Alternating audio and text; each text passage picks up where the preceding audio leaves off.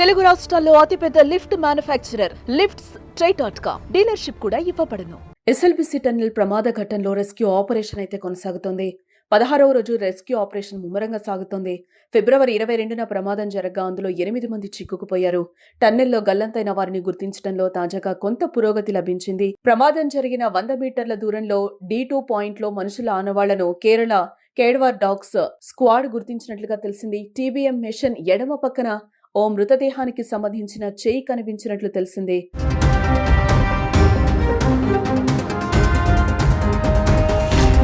మరోపక్క GPR కేడవర్ dogs గుర్తించిన ప్రదేశాల్లో చిక్కుకున్న వారి ఆచూకీ కోసం ప్రస్తుతం తవ్వకాలు ముమ్మరం చేశారు. ఏ ప్రమాదంలో సిబ్బంది జాగ్రత్తగా మట్టిని తొలగిస్తున్నారు. మృతదేహం పూర్తిగా కాంక్రీట్ లో కూరుకుపోయి ఉన్నట్లు తెలిసింది. డ్రిల్లింగ్ ద్వారానే శరీరాలను బయటకి తీసేందుకు సాధ్యమవుతుందని అధికారులు అంచనా వేస్తున్నారు.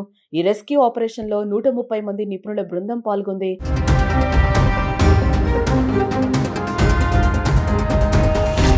ఇక ఎస్ఎల్బిసి ప్రమాద స్థలం వద్ద సహాయక చర్యలపై ఉత్తమ్ కుమార్ రెడ్డి నిన్న సమీక్ష నిర్వహించారు. టన్నెల్ మొత్తం పొడవు 14 కిలోమీటర్ల కాగా 13.950 మీటర్ల వరకు క్లియర్ గా ఉందన్నారు. 0 పాయింట్ వద్ద చివరి 50 మీటర్లు సంక్లిష్టంగా ఉందని చెప్పారు.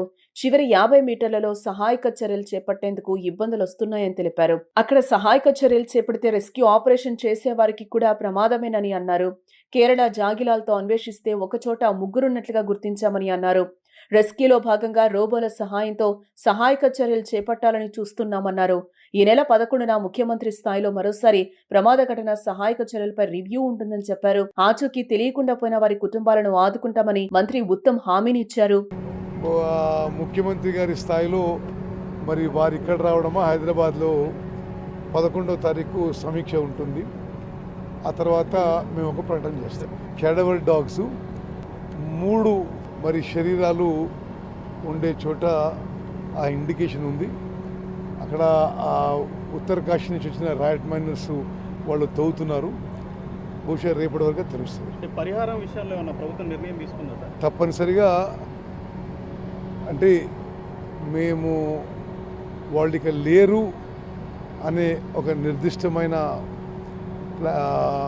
డెసిషన్కి వచ్చినప్పుడు మంచి స్థాయిలో కంపెన్సేషన్ ఇవ్వదు. కాబట్టి లోపల ఇంకొంచెం క్రిటికల్గానే ఉందంట కదా, టన్నెలంతా కూడా క్రాక్స్ వచ్చినాయి. అంటే 50 ఇప్పుడు 14 కిలోమీటర్ టన్నల్ ఇది. 13 కిలోమీటర్ల 950 మీటర్ల వరకు ఇప్పుడు అంతా క్లియర్గా ఉంది. చివరి 50 మీటర్లలో ఈ రెస్క్యూ అండ్ రిలీఫ్ ఆపరేషన్స్ చేయడము, ఎవరైతే లోపల పోతారో వాళ్ళకు కూడా లైఫ్ రిస్క్ ఉందనేది ఇప్పుడు ఎక్స్పర్ట్ చెప్తున్న విషయం. అందుకోసమే రోబోస్ తెప్పించాము. రేపటి నుంచి రోబోస్ కూడా పనిచేస్తాయి.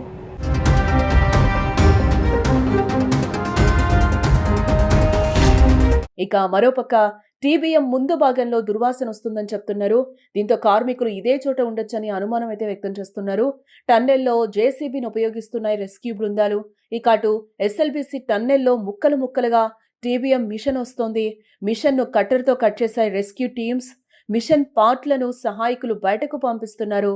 ఈ ప్రక్రియ పూర్తయితే కార్మికుల ఆచూకీపై కొలిక్కి వచ్చే అవకాశం ఛాన్స్ ఉంది.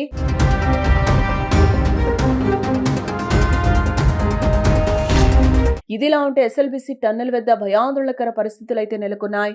ఇప్పటికే టన్నెల్లో చిక్కుకున్న వారి కోసం 12 రెస్క్యూ టీంలు శ్రమిస్తున్నాయి. దాదాపుగా 1500 టన్నుల బరువు, 150 మీటర్ల పొడవున్న టన్నెల్ను తవ్వితే మట్టి, రాళ్లు పడే ప్రమాదం ఉందని రెస్క్యూ టీంలు అంచనా వేస్తున్నాయి. ఇక పూర్తి స్థాయిలో టన్నెల్లో చిక్కుకున్న వారి ఆచూకీ లభ్యం కావాలంటే మరో 2 రోజులు టైం పట్టే ఛాన్స్ కనిపిస్తోంది.